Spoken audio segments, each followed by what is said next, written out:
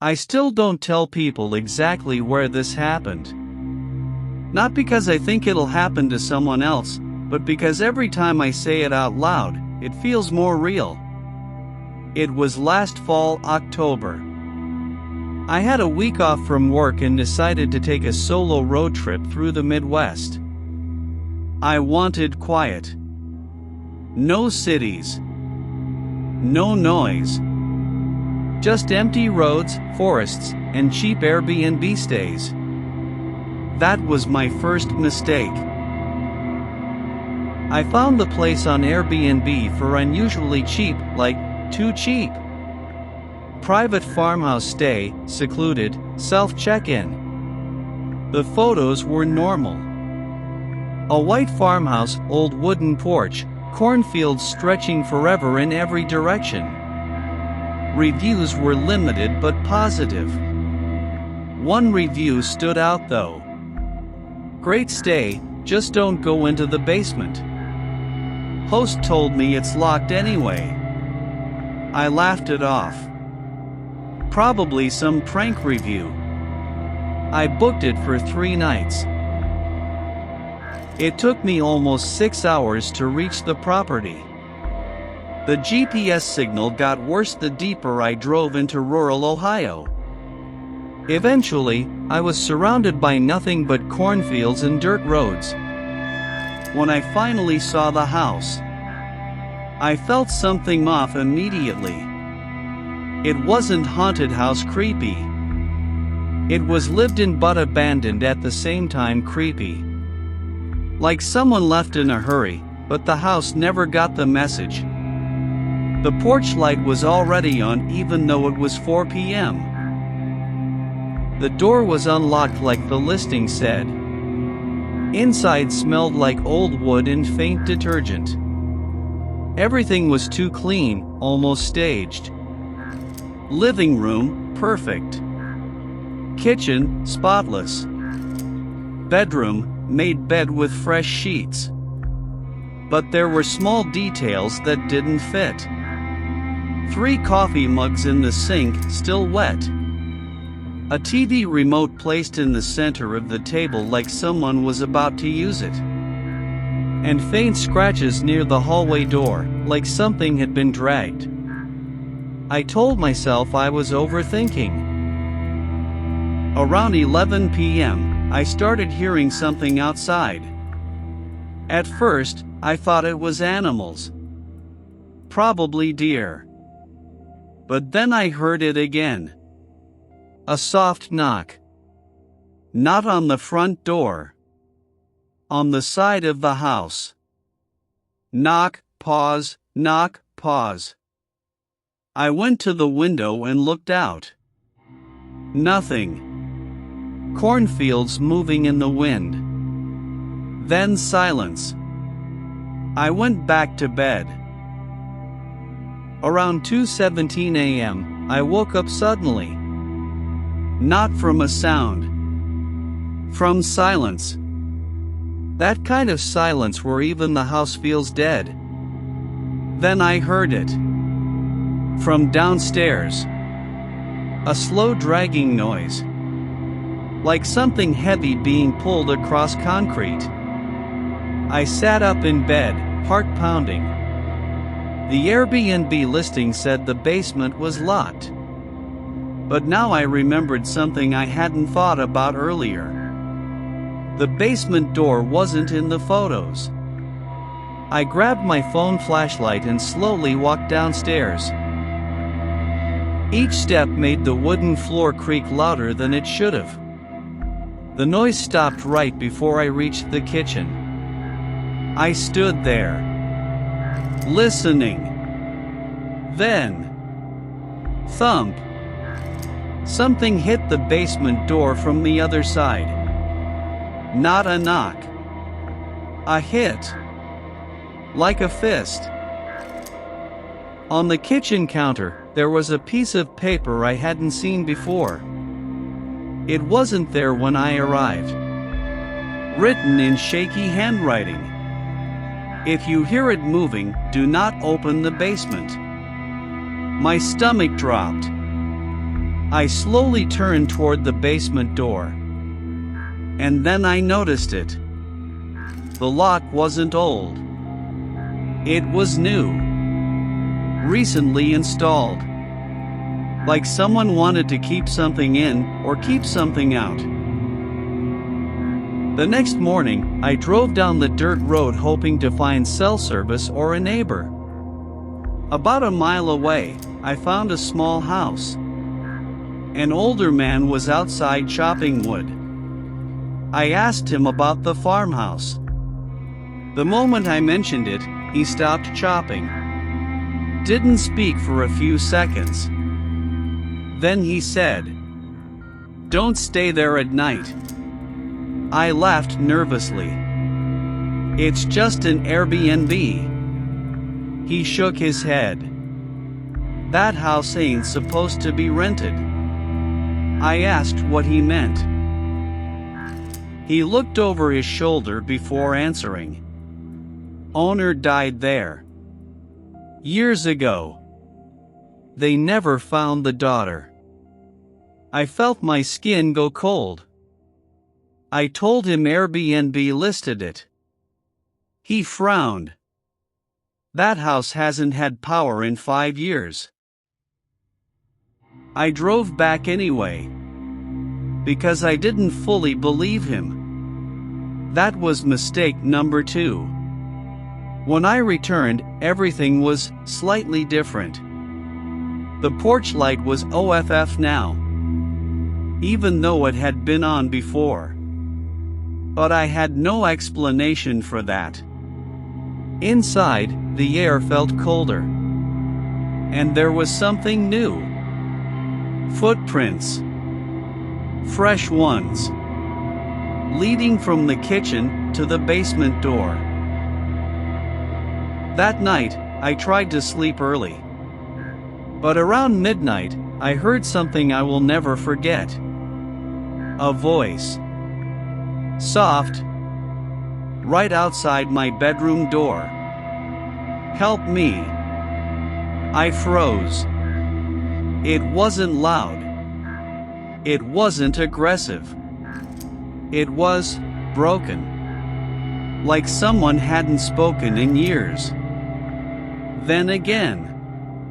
"Please, it's still down there." I didn't move. Didn't breathe. Then silence. At 3 a.m., the basement door started shaking. Not knocking. Not hitting. Shaking violently.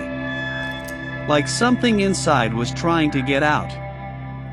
Then, a sound I can't describe properly. Like nails scraping concrete mixed with a human scream that couldn't fully form. I ran to the corner of the room and called the police. No signal. Of course. Then the lights flickered. Once. Twice. Then went out completely. The house was pitch black. And the basement door stopped shaking. Too suddenly. Like whatever was inside realized something. I heard footsteps on the stairs. Slow. Deliberate. Coming up from the basement. But that didn't make sense. Because the basement door was still locked. The footsteps reached the kitchen. Stopped. Then turned toward my room. My door handle started moving. Slowly. Like someone testing if it was locked. I pressed myself against the wall behind the door. Then I heard it whisper through the wood. "You weren't supposed to book this one." I didn't wait. I ran out the window, landed on the grass, and kept running barefoot into the cornfields. I didn't stop until I hit the road. A truck eventually picked me up. I never went back. The next day, I tried contacting Airbnb. The listing was gone. completely removed. No host profile. No address. Nothing. When I checked Google Maps later, the farmhouse wasn't even marked. Just empty land. But the worst part? A week later, I got an email from an unknown address. No subject. Just one line. The basement is empty again because you left the door open. I never replied. But sometimes, late at night, I still hear knocking. Not on my door, but from somewhere underneath. I thought I escaped. But the truth is, I didn't end anything. I just opened something.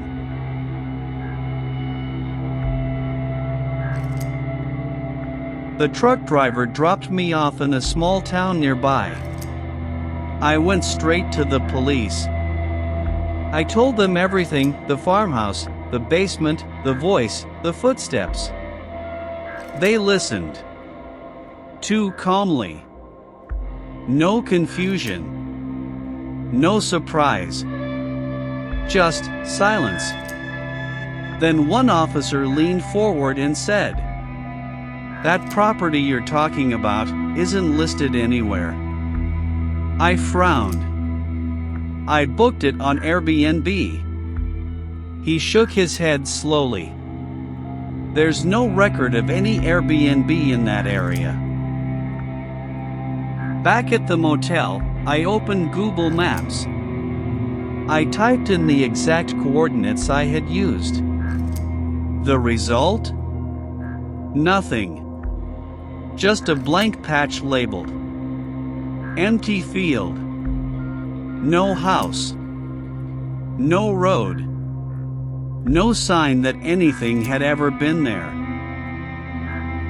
My phone still had photos. The house. The porch light. The basement door. And one photo that made my stomach drop. A pale hand halfway out of the basement. That night, I fell asleep. Or at least, I think I did. Because I woke up back inside the house. Everything was darker. The air felt heavier. Like the walls were breathing. This time, the basement door wasn't locked. It was wide open. Waiting. I didn't want to go down. But something inside me pulled me forward. When I stepped down, I realized something was wrong. This wasn't a normal basement. There were no walls. No ceiling I could see clearly. Just a long, endless hallway stretching into darkness. The floor was concrete. Wet. And the walls were covered in markings. Not words. Not symbols. Just numbers.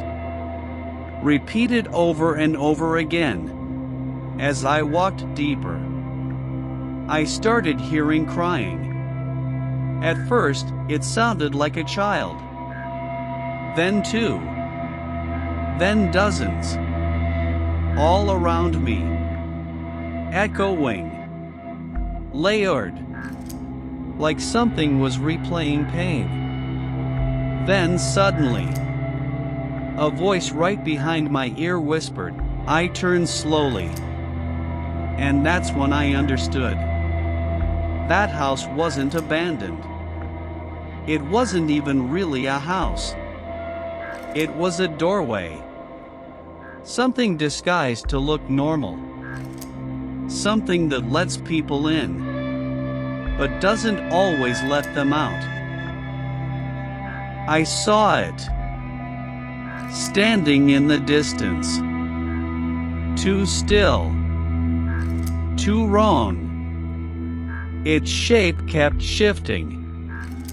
Not fully human. Not fully anything.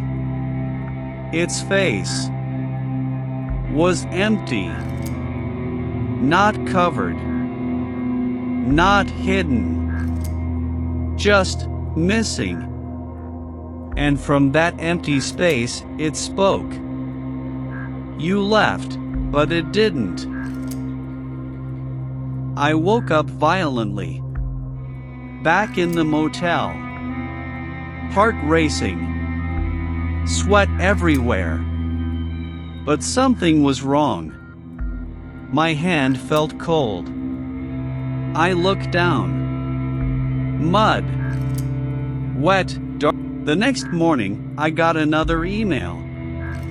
No sender. No subject. Just one line.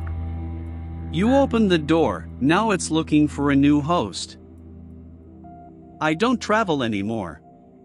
I don't book places online. I don't trust cheap listings. But the worst part? Sometimes, late at night, I hear footsteps. Not outside. Not upstairs. But beneath me. Slow. Careful. Like something is learning how to come up again.